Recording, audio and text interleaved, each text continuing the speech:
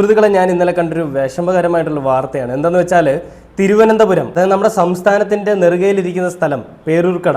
ആ പേരൂർക്കട പോലീസ് സ്റ്റേഷനിൽ തന്തയില്ലാത്തൊരു SI അവൻ ചെയ്ത പ്രവൃത്തി എന്തെന്ന് വെച്ചാൽ, ഒരു ദളിത് യുവതി ജോലിക്ക് നിന്ന വീട്ടിലെ അവിടുത്തെ മാല നഷ്ടമായെന്നുള്ള പേരിൽ ആ വീട്ടുകാർ പരാതി കൊടുക്കുകയും കൂടുതൽ ചോദ്യങ്ങളൊന്നും ചോദിക്കാതെ, വേറെ ആരെ സംശയിക്കാതെ ഈ സ്ത്രീയെ അല്ലെങ്കിൽ ഈ ഒരു അമ്മയെ പോലീസുകാർ കസ്റ്റഡിയിൽ എടുക്കുകയും കുടിവെള്ളം പോലും കൊടുക്കാതെ ആ സ്റ്റേഷനിൽ ഇരുത്തിക്കൊണ്ട് അവരെ അസഭ്യം പറയുകയും പിന്നീട് അവർക്ക് താക്കീത് കൊടുക്കുകയാണ് ചെയ്തത്. കവടിയാർ, അമ്പലമുക്ക്, പേരൂർക്കട ഭാഗങ്ങളിൽ നീ ഇനി മേലെ കണ്ടുപോരും. നീ ആരോടാണെന്ന് പറയാൻ?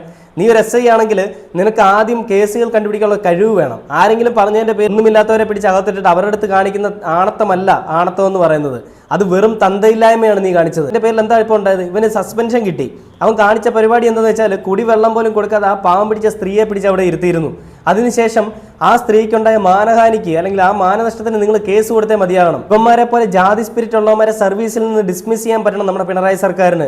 അല്ലാണ്ട് ഇങ്ങനത്തെ ഗുണ്ടകളെ ഒന്നും വെച്ചോണ്ടിരിക്കരുത് പോലീസ് സ്റ്റേഷനിൽ.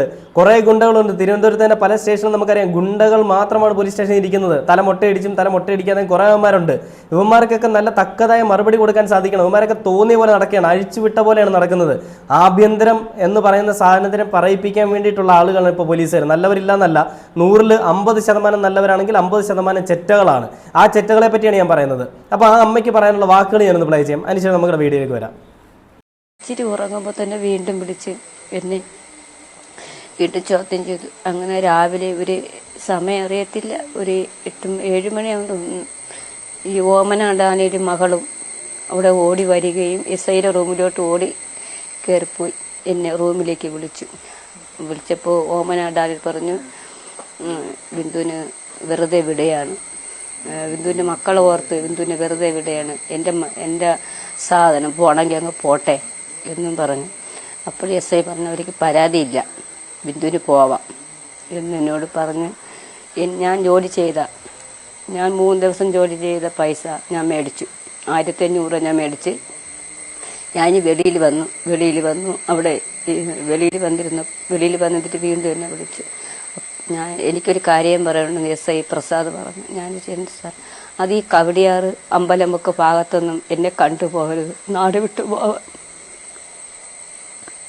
ഞാൻ അവിടെ തെറ്റൊന്നും ഞാൻ ചെയ്തിട്ടില്ല. നീ മാല ഓമന ഡാനിയലിന്റെ വീട്ടിൽ നിന്ന് തന്നെ കിട്ടിയെന്ന് ബിന്ദുവിന് എപ്പോഴാണ് ബിന്ദു മനസ്സിലായത്? ഞാൻ ഗേറ്റ് കടന്ന് റോഡിലിറങ്ങിയപ്പോഴാണ് എന്റെ ചേട്ടൻ എന്നോട് പറഞ്ഞത്. ഒരു പോലീസുകാരൻ പറഞ്ഞു അവരെ വീട്ടിൽ നിന്ന് മാല ഉണ്ടായിരുന്നു. നിന്റെ തന്ത എഴുതി തന്ന വകയാണോടാ പേരൂർക്കട അമ്പലമുക്ക് റോഡെന്ന് പറയുന്നത്? ആ ഒരു പാവം പിടിച്ച അമ്മയുടെ കണ്ണുനീരുണ്ടല്ലോ, ആ സ്ത്രീയുടെ കണ്ണുനീർ വീണാൽ തന്നെ നിന്റെ കുലം മുടിയും. അവരുടെ ആ കണ്ണുനീര് പറ്റാത്ത അവരുടെ കണ്ണ് പറയുന്നുണ്ട് അവർ അനുഭവിച്ച വേദനകൾ. അവരൊരു ദളിത് യുവതി ആയതുകൊണ്ടാണ് നീ പറയുന്ന തോന്നിവാസങ്ങൾ കാണിച്ചത്. ആക്കിയിട്ട് കഴിഞ്ഞാൽ എന്ത് തോന്നിവാസവും കാണിക്കാമെന്നുള്ള ഇവന്മാരുടെ ഈ പറയുന്ന ഒരു തീരുമാനമുണ്ടല്ലോ, അല്ലെങ്കിൽ ഇവന്മാരുടെ ഈ പറയുന്ന ഒരു ധാർഷ്ട്യമുണ്ടല്ലോ, അതിവിടെ ചോദ്യം ചെയ്യപ്പെടണം. ആ തീരുമാനം ഇവിടെ മാറ്റണം. ജനമൈത്രി അല്ല എന്നുള്ള ഒരു രീതിയിൽ പോലീസുകാർ വന്നപ്പോൾ വാക്കുകൾ കൊണ്ട് മറ്റുള്ളവരെ വേദനിപ്പിക്കുന്ന തരത്തിലേക്ക് മാറി. നേരത്തെ കൈകൾ കൊണ്ടാണെങ്കിൽ ഇപ്പോൾ വാക്കുകൾ കൊണ്ടാണ്. ഒരു മര്യാദയും ഇല്ലാത്ത പോലീസുകാരാണ് ഇപ്പോൾ ഭരിക്കുന്നത്. അപ്പം അങ്ങനെയുള്ളവന്മാർക്ക് ഇതേപോലെയുള്ള തക്കതായ മറുപടി തന്നെ കിട്ടണം. ഒരു സ്ത്രീയെ പിടിച്ച് അനധികൃതമായിട്ട് പോലീസ് സ്റ്റേഷനിൽ വെക്കുക എന്ന് പറയും, ഇവനൊക്കെ ആരാണ് അധികാരം കൊടുത്തത്? അപ്പം അതിനുശേഷം ആ സ്ത്രീ പറയുന്നൊരു കാര്യമുണ്ട്, ഞാൻ പട്ടികജാതിക്കാരിയാ, ഞാൻ കറുത്തവളാണ് സാറേ എന്ന് പറഞ്ഞിട്ട് ആ അമ്മ പറയുന്നൊരു വാക്കുണ്ട്. ആ അമ്മയുടെ കണ്ണുനീർ കാണുമ്പോൾ തന്നെ നമ്മുടെ മനസ്സൊന്ന് ഇടറുകയാണ്, നമ്മുടെ കണ്ണുകൾ പോലും നിറഞ്ഞു പോകും. ആ വാക്കുകൾ ഒന്ന് കേട്ടു നോക്കാം. ബിന്ദു ഒരു പട്ടികജാതിക്കാരി ആയതുകൊണ്ടാണ് ഒറ്റയടിക്ക് ബിന്ദുവാണിത് മോഷ്ടിച്ചതെന്ന് അവർക്ക് തോന്നിയതെന്ന് ബിന്ദുവിന് എപ്പോഴെങ്കിലും തോന്നിയിട്ടുണ്ടോ? അങ്ങനെ പട്ടിക സ്റ്റേഷനിൽ ചെന്നപ്പോൾ എനിക്കത് തോന്നിയിട്ടുണ്ട് സാർ. എന്തു തോന്നി? എങ്ങനെ തോന്നി? ഞാനൊരു പിന്നെ കാണാൻ ഭംഗിയില്ല, കറുപ്പ്, എന്റെ നിറത്തിന്റെ ഒക്കെ ഇതുകൊണ്ടായിരിക്കും ഇവരെന്നോട് ഇത്രയും ക്രൂരത എന്നോട് ചെയ്തെന്ന് എനിക്ക് മനസ്സിലായി. എന്തെങ്കിലും മറുപടി ലഭിച്ചോ ഈ നൽകിയ പരാതികൾക്ക്?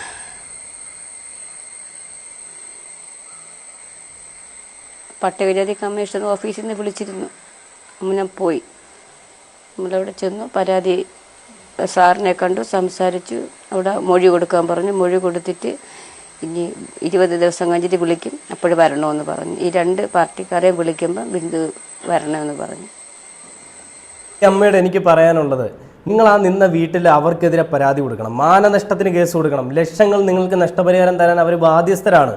ഇനി അത് മാത്രമല്ല, ഈ പോലീസുകാർക്കെതിരെ നടപടി കൊടുക്കണം. നിങ്ങൾ അനുഭവിച്ച വേദനയ്ക്ക്, നിങ്ങൾ അനുഭവിച്ച മാനഹാനിക്ക് നിങ്ങൾക്ക് നഷ്ടപരിഹാരം അവർ തരണം. അല്ലെങ്കിൽ അവർ നിങ്ങളുടെ അടുത്ത് മാപ്പ് പറയണം. മാപ്പ് പറയുന്നതുകൊണ്ടൊന്നും ഇവിടെ കാര്യങ്ങൾ നടക്കില്ല.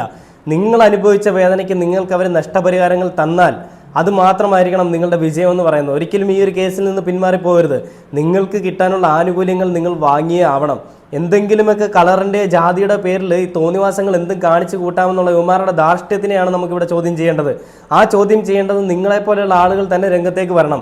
ആരെങ്കിലും എന്തെങ്കിലും പറഞ്ഞാൽ കരഞ്ഞുകൊണ്ട് ഒതുങ്ങി പോകുന്ന അല്ലെങ്കിൽ ഒളിച്ചോടി പോകുന്ന ആളുകളുടെ കൂട്ടത്തിൽ കൂട്ടാൻ പറ്റില്ല ഇന്നത്തെ കാലത്ത് സ്ത്രീകളെന്ന് പറയുന്നത്.